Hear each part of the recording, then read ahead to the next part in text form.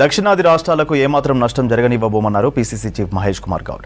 Hyderabad hotel Haritha ప్లాజాలో నిర్వహించిన parliamentary నియోజకవర్గాల పునర్విభజన దక్షిణ భారత భవిష్యత్ అంశంపై సెమినార్లో పాల్గొన్నారు. ఆయనతో పాటు TJS chief MLC Kodandaram, VCK party chief Tamil Nadu MP Thirumavalavan, MPT Ravikumar హాజరయ్యారు. మతం పేరుతో రాజకీయాలు చేస్తున్న బీజేపీకి ప్రజాస్వామ్య విలువలను పార్టీలు బుద్ధి చెప్పాలన్నారు మహేష్ కుమార్. డీలిమిటేషన్ అందరూ వ్యతిరేకించాలన్నారు వక్తలు. ఉన్న పద్ధతిలో డీలిమిటేషన్ చేయడానికి లేదు. ఇది మరో 25 ఏళ్ళు దీన్ని పోస్ట్పోన్ చేయాల్సిందే. నిజంగా చేయాలని పోతే కూడా పాపులేషన్ పద్ధతిన కాకుండా కనీసం 35% సీట్లు దక్షిణాది రాష్ట్రాలకు ఇవ్వాలని రాష్ట్ర పార్టీ తరఫున తెలంగాణ ప్రభుత్వం తరఫున మేము డిమాండ్ చేయడం జరిగింది. కారణం మిత్రులారా, మోడీ అనేటువంటి పదవి వ్యామోహ పిశాచి పర్మనెంట్గా పదవులు ఉండాలనుకుంటా ఉన్నాడు. పుతిన్ లాగా పర్మనెంట్గా తిష్ట వేయాలనుకుంటా ఉన్నాడు. దాని కారణంగానే ఈ డీలిమిటేషన్ తీసుకొచ్చి ఉత్తరాది రాష్ట్రాల్లో సీట్లు పెంచుకొని పర్మనెంట్గా తిష్ట వేయాలనే ప్రయత్నంలో మోడీ ఉన్నాడు. ఇది ససేమర జరగడానికి వీల్లేదు.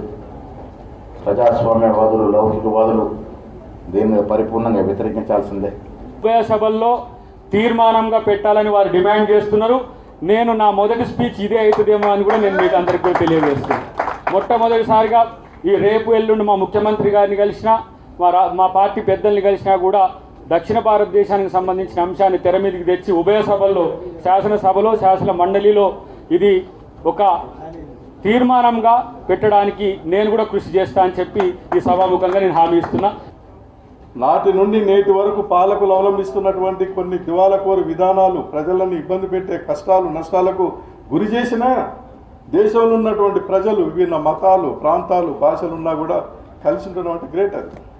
కానీ వాళ్ళ ఎజెండా పూర్తిగా ఏంటంటే రాజ్యాంగ స్ఫూర్తిని మొత్తం కూడా దెబ్బతీసేటువంటి పద్ధతుల్లో వాళ్ళ ఎజెండాని పూర్తిగా అమలు చేసేటువంటి కార్యక్రమంలో ఉన్నారు. దేశం కష్టాల్లోకి పోతుంది. ప్రజలు అనేక సమస్యలు ఇవ్వాలి.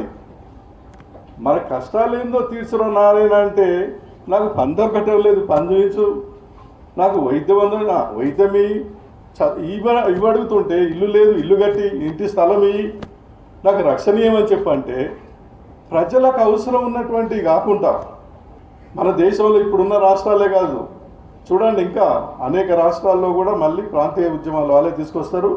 రాష్ట్రాలు చిన్న సైజులో ఉంటే అది మంచిది. Are we opposing delimitation? We are opposing for the following reasons: to preserve and promote different political voices. Democracy means different voices, voices of all regions, voices of all people.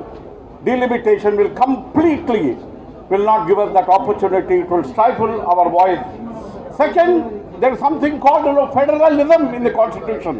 Federal autonomy, federal independence is very, very important. Democracy means, after all, we are not, we are a union of states. When union of states would mean, federalism and federal voice and federal autonomy. And then economic contribution. As all of them have said, economic contribution of the South is very, very significant. When you have such massive economic contribution, and we are not going to be having